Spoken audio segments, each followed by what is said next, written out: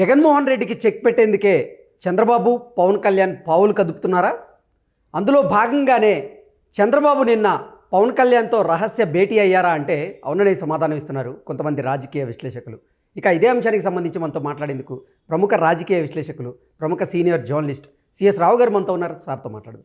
Sir నమస్తే అండి. నమస్తే కృష్ణ. సార్, జగన్మోహన్ రెడ్డికి చెక్ పెట్టేందుకు చంద్రబాబు పవన్ కళ్యాణ్ పావులు కదుపుతున్నారా? అందులో భాగంగానే చంద్రబాబు గారు నిన్న పవన్ కళ్యాణ్ ఇంటికి వెళ్ళి పవన్ కళ్యాణ్తో భేటీ అయ్యారా అంటే ఏం చెప్తారు సార్? జగన్మోహన్ రెడ్డికి చెక్ పెట్టడం చెక్ పెట్టకపోవటం కాదు, కానీ ఒక నిర్ణయం అయితే తీసుకున్నారు చంద్రబాబు నాయుడు అలాగే పవన్ కళ్యాణ్ అనేది. ఆ రెండు పార్టీల్లో జరుగుతున్నటువంటి చర్చ ఏంటి ఆ నిర్ణయం అని అంటే, రాష్ట్ర ప్రయోజనాలను కాపాడాలి, రాష్ట్ర ప్రయోజనాల కోసం కాంప్రమైజ్ కావాలి. ఒక మెట్టు చంద్రబాబు నాయుడు దిగితే ఇంకొక మెట్టు పవన్ కళ్యాణ్ అనేది దిగి రాష్ట్ర ప్రయోజనాలని కాపాడాలి అనేటువంటి ఒక కాన్సెప్ట్లో వాళ్ళు ఒక ఉమ్మడి ప్రణాళికను రచించుకున్నారు. తెలుగుదేశం పార్టీ, జనసేన రెండు పార్టీలు కలిపి. సో ఆ ఉమ్మడి ప్రణాళికను ఏ విధంగా ప్రజల్లోకి తీసుకెళ్ళాలి అనేది వాళ్ళు వ్యూహాలను రచించుకుంటూ ఉన్నారు. సో దాంట్లో భాగంగా చంద్రబాబు నాయుడే పవన్ కళ్యాణ్ ఇంటికి వెళ్ళి కలవడం జరిగింది. గతంలో కూడా 2019 కాదు 14 ఎన్నికలు, 2014 ఎన్నికల ముందు కూడా పవన్ కళ్యాణ్ ఇంటికి చంద్రబాబు నాయుడు వెళ్ళి కలిశారు. అదే తరహాలో ఇప్పుడు కూడా పవన్ కళ్యాణ్ ఇంటికి వెళ్ళి చంద్రబాబు నాయుడు కలవడం జరిగింది. రాజకీయపరమైన అంశాలు దాదాపు 2.5 గంటల పాటు వాళ్ళిద్దరి మధ్య చర్చలు జరిగాయి అనేది అక్కడ ఉన్నటువంటి నాదెండ్ల మనోహర్ జనసేన పార్టీ తరఫు నుంచి మీడియాతో మాట్లాడి చెప్పడం జరిగింది. 2.5 గంటల పాటు వాళ్ళు కూర్చున్నారంటే రకరకాల పొలిటికల్ ఇష్యూసే వచ్చి ఉంటాయి. అయితే అందరూ అనుకున్నటువంటి విధంగా ఉమ్మడి ప్రణాళిక గురించి చర్చించుకున్నారు. జనసేనకి 24 అసెంబ్లీ, 2 ఎంపీ సీట్లు ఇవ్వబోతున్నారు. ఇది చర్చ జరుగుతుంది.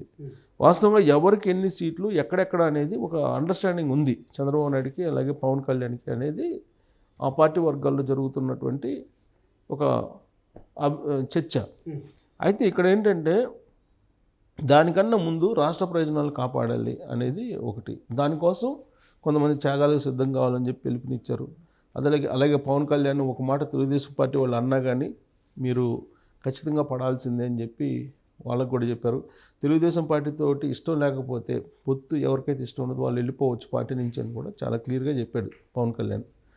సో పొత్తు అనేది నా ఇష్టం, అది దానికి ఇష్టపడితే ఉండండి, మీరు లేదా వెళ్ళిపోండి అని చెప్పి జనసేనకి ఆల్రెడీ క్లియర్ కట్గా ఒక డైరెక్షన్ అయితే పవన్ కళ్యాణ్ ఇచ్చారు.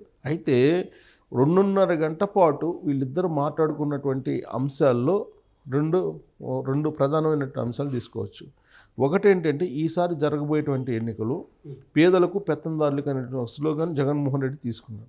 కాదు, పేదలకు పెత్తందారులకు కాదు, రాష్ట్ర ప్రయోజనాలు వర్సెస్ జగన్ అనుకోవడంలోనే ఈ ఎన్నికలు రాబోయేటువంటి ఎన్నికలు జరగబోతున్నాయి అనేది 20వ తారీఖున యోగాల ముగింపు సందర్భంగా చంద్రబాబు నాయుడు అలాగే పవన్ కళ్యాణ్ ఇద్దరు కూడా ఆ స్లోగన్ ఇవ్వాలనేది ఒక నిర్ణయించుకున్నారు.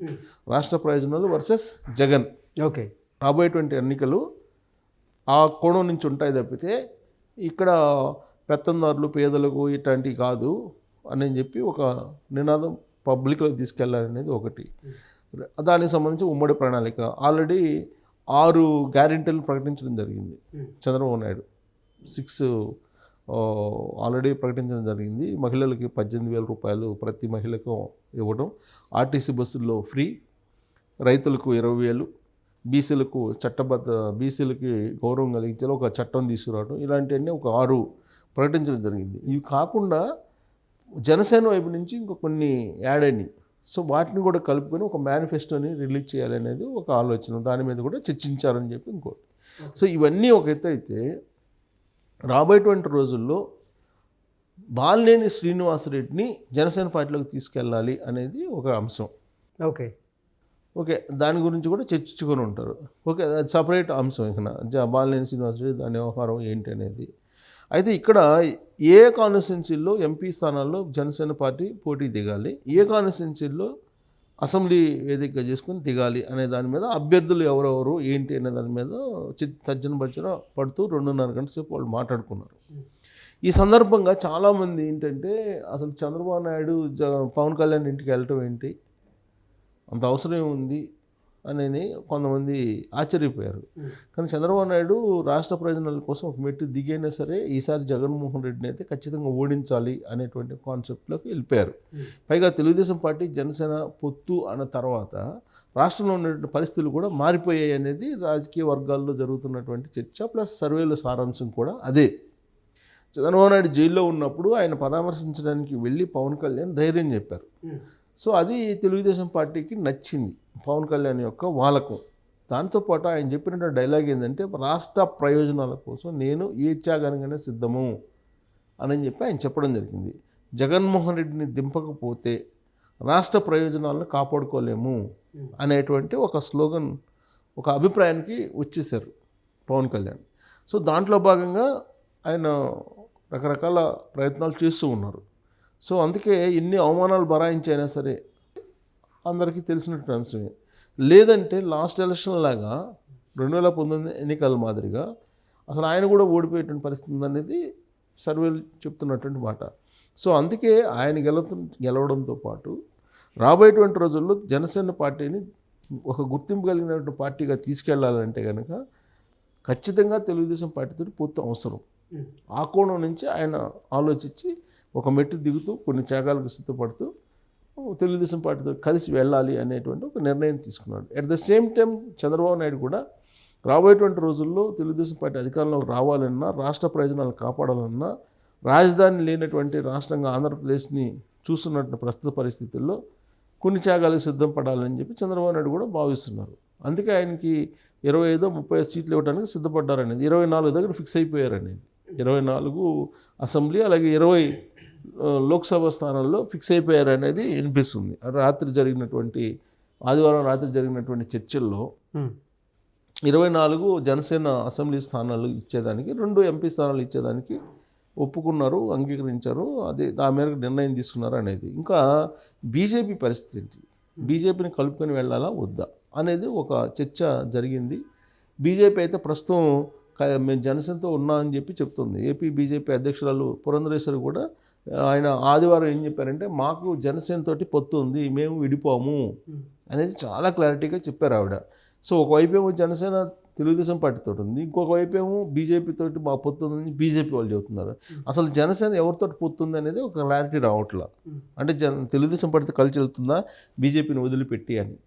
ఇన్ కేస్ బీజేపీని వదిలిపెట్టి వెళ్తే ఆ పార్టీ బీజేపీతో వదిలిపెట్టడం, లేదంటే బీజేపీకి రాజకీయ విరోధిగా కనుక మారితే రాబోయేటువంటి ప్రమాదం ఏంటంటే గ్లాసు గుర్తు ఉండదు జనసేన పార్టీకి అనేది వినిపిస్తుంది. ఓకే. సో ఎందుకు ఉండదంటే ఎన్నికల కమిషన్కి సంబంధించి కొంత సెంట్రల్ గవర్నమెంట్ ఆధీనంలో పనిచేస్తుందనే ఒక ఆరోపణలు ఉన్నాయి.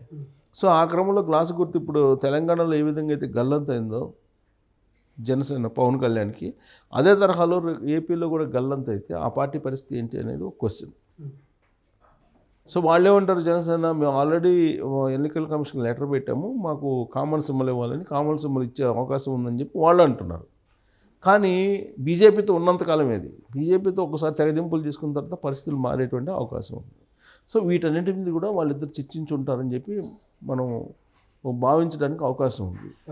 సో ఏదేమైనా త్వరలో రాబోయేటువంటి రోజుల్లో వాళ్ళిద్దరూ ఒక వేదిక మీదకి వచ్చినప్పుడు రాజకీయాలన్నీ కూడా కొంత వేగంగా మారిపోయేటువంటి అవకాశం ఉంది. ప్లస్ జగన్మోహన్ రెడ్డికి కొంత ఇబ్బందికరమైన పరిస్థితులు వచ్చేటువంటి ఛాన్సెస్ కూడా ఉన్నాయి, ఇద్దరు కలుస్తారు కాబట్టి. బట్ జగన్మోహన్ రెడ్డి నాకు ఇబ్బంది లేదు, నేను సింగిల్ అని అంటున్నారు.